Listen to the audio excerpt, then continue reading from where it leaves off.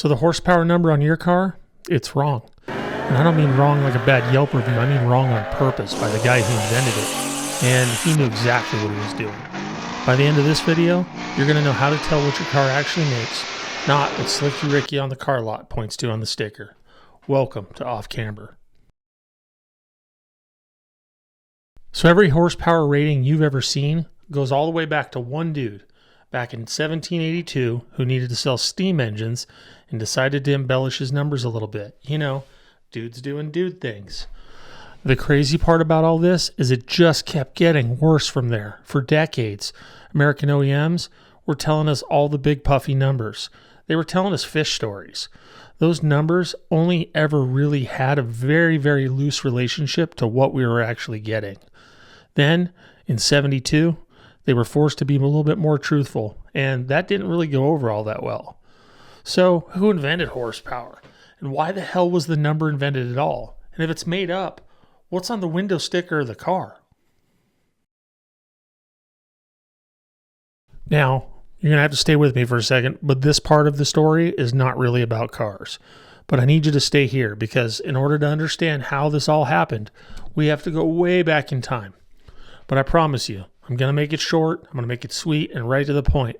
If you want to get deeper into this, we can talk about it down in the comments, or you can head over to the Discord server if you want. The year is 1782, and James Watt, a Scottish engineer, is trying to sell steam engines to coal mine owners in England. This is the dude that they named the unit of measurement after, by the way. You know, the watt. Here's the problem, though. These mine owners are skeptical, and they don't want to change what isn't broken. They know horses because, you know, horse shows up, does some work, goes back to the stable. You feed him a carrot and some grass or whatever the hell it is that horses eat, and he comes back the next day and he does it again. You know exactly what you're getting with horses. A steam engine, that's a big iron box filled with black magic and sorcery that might explode and kill everybody. They're not convinced this is the better way to go. So Watt needs a comparison the mine owners are going to understand. So he does what any guy does when they need to think. He goes to get a beer, heads down to a London brewery, watches horses working a mill wheel, and clocks their output. Then he does the math and gets a number. But he rounds that number up. The raw measurement, before he puffed up his numbers, it came out to about 32,400 to 32,500 foot-pounds per minute, if you believe the horse story over the pony story, and there's multiple stories. But whatever tale you buy into, the number works out the same. Watt rounded that number up to 33,000 foot-pounds. You know, just to make his engine look like it cranked just a little bit harder than it did. This was a man so respected, they named a unit of electrical power after him. What was his first move in horsepower? Well, let's fudge the numbers up a little bit. That number, 33,000 foot-pounds per minute, is divided by 60, and that gets us 550 foot-pounds per second, and that's the definition of 1 horsepower today if we're talking about the SAE numbers. To simplify it, 1 horsepower is the power needed to lift a 550-pound weight 1 foot in 1 second. It's just a measurement of work. The entire unit was created as a sales tool. The math was never the point. Closing the deal was. Which kind of checks out because the number was written for the guy buying it, not the guy driving it. Now here's where this applies to us. The UK adopted Watt's definition, and that became the baseline for brake horsepower, or BHP. And that number got stamped onto every British spec sheet. And BHP uses a perfect situation for getting that number. Nothing's on the engine. There's no accessories, no alternators, not even a water pump. When European manufacturers finally moved to the German DIN standard, they tried to account for friction, and they added some accessories to kind of buffer that number. That's why you can take the same engine with a different certification, and you're going to get a totally different number. Now, when I was younger, I always thought that the European versions just had more power. And in some cases, that's actually true, like the E36 M3, for instance. Those actually have different engines. But I spent years when I worked at Eurotuner looking at European spec sheets and American spec sheets on the same exact cars, and they never quite matched. I knew the engines weren't any different. They just didn't match up. Take an E46 M3, for instance. It's got a 343 horsepower engine in Europe. In the US, 333 horsepower. Those numbers don't line up. Not because the engines are different, but because the standards measuring them were. Same engine, they just figure out the numbers slightly different way. But they're all flawed because they're based on an inflated number from a dude who was trying to sell coal mine owners his stuff. So the next time someone's bragging about horsepower at a car show, know this. The unit they're bragging in was invented by a dude that needed to close a sale. But it's the standard now, and no one's going to change it. It's why torque is the better measurement. Torque is the actual force being produced. Horsepower, it's an abstract number calculated on top of the torque that was based on a calculation that was never true to begin with. Well, that's just the origin story. That's just the guy who built the foundation. What got built on top of it? This is where it gets interesting. So let's fast forward to America in the 1960s during the muscle car era. Manufacturers in an all-out horsepower war, and they've let the marketing departments have carte blanche. And so they use this number called an SAE Gross horsepower number. Let me tell you how that worked. What it is you bolt that engine to a dyno stand. You don't put an air filter on it. You run open headers, no accessories running. Basically an engine operating under conditions that would never and have never existed in the real world. And then they reported that number as your car's horsepower. And if you've ever tried to drive your car like that, I'd love to know how it went. You can tell me down in the comments how many pieces it left on the ground. So a good example of this is that in 1971, the LS5 454 in a Chevelle, that was rated at 365 horsepower. That was the number on the window sticker. That's what the dealer told your dad when he walked in, and that's what your dad told his buddies when they were smashing back some beers in the garage. In 1972, the SAE said, we're going to switch to net horsepower. And that's about as close to real-world numbers as the manufacturer is ever going to give us. The engine is tested just like it was in the car. All the accessories are installed, every draw on it that you can have, but it sits on a dyno stand to do it. That same LS5 from 71 that carried into 1972, it was the same 454 that had been rated at 365 horsepower.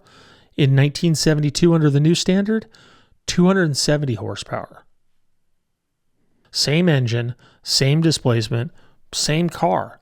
25% of the power was gone overnight, but it was only on paper. It wasn't because the engine got weaker, and it wasn't because emissions equipment strangled it, although that was certainly going to be a problem that was coming later on in the 70s. That engine was identical.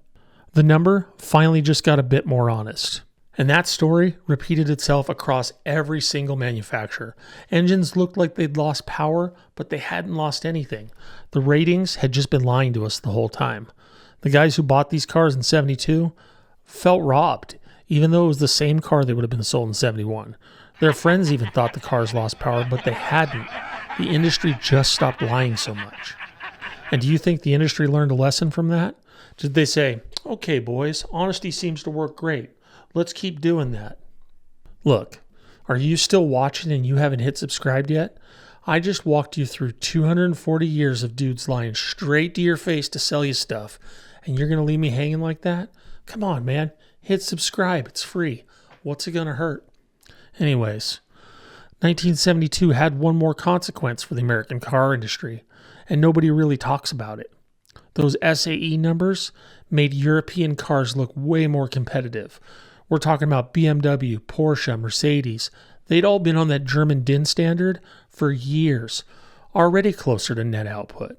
When American manufacturers finally adopted that SAE net, the gap on paper between the American and European horsepower figures closed significantly. It's really pretty funny how that works. So we fixed it all in 1972. Problem solved, right? Nope. That would make for a way shorter video. When we started getting straight numbers, they needed to figure out a way to puff those things back up and give you the best possible numbers. So they called in John Hamm and they put the marketing department back to work. Modern OEM horsepower claims, those are peak output numbers on a stand still, measured at specific RPMs under specific test conditions and probably with the best fuel that they could get at the time. And that number doesn't account for what happens between the engine and the tires. It's kind of the same thing they do with 0 to 60 times in EPA fuel mileage numbers, but that's another conversation entirely. Tell me if you're into hearing about that shit show down in the comments, and we can do another episode about it. So what don't they tell you? They don't mention drivetrain loss. Every single car has it. The gearbox, the drive shaft, differential, they all eat power before any of it gets to the blacktop. Average, you're going to lose 15 to 20% between the flywheel and the tires before you see any power on the ground. It's even more on an all-wheel drive car. A 707 horsepower Hellcat, well, a chassis dyno is going to put that around 580 to about 640 depending on the machine and depending on the day. The badge says 707, the dyno is going to tell you something else entirely. And the dyno is the real number, since we have to accept that flawed base measurement that old slick Jimmy Watt came up with. Now, I'm not saying they're lying. They're just not telling you the whole truth. And here's the thing. This isn't a gross versus net problem. It's still happening with the units themselves. So BMW still uses PS, and it stands for Viertstark. I think they hit the table and yell when they do it. That's how I picture Germans talking. Any case, it means horse strength in German. PS, metric horsepower. It's slightly different than the SAE number. And an example of that is the M3 competition is rated around 510 PS. Convert that to SAE and you're at about 503 horsepower. Same car, same engine, different story depending on whose brochure you're reading. That's not a European quirk. That's proof that 240 years after James Watt rounded up that number in a London brewery, we're still arguing about what horsepower actually means. The unit, it was always a story, and well, that dang story's still being told. The rule is pretty simple though. Whatever number you see, the real number is lower. How much lower depends on the type of drivetrain, the conditions, and really how generous the marketing team felt that year. The industry adopted an honest standard in 1972, and the gap between rated and real is still very much a real thing. The only honest horsepower number is the one that comes off a chassis dyno with your specific car on it. Everything else is a story somebody needs you to believe. And the real number you should be thinking about is torque. But that's a story for another time. So drop your car and its rated horsepower down in the comments. We'll talk about how far off that number probably is. And if you want to support the channel just beyond subscribing, go check out offcamber.com. Get yourself a t-shirt or sticker. Here's the QR code right here. And keep an eye on the site. We've got some hats coming on the way, and they're pretty cool. So, thanks for coming. Hope you enjoyed your time here, and I'll see you next time on Off Camber.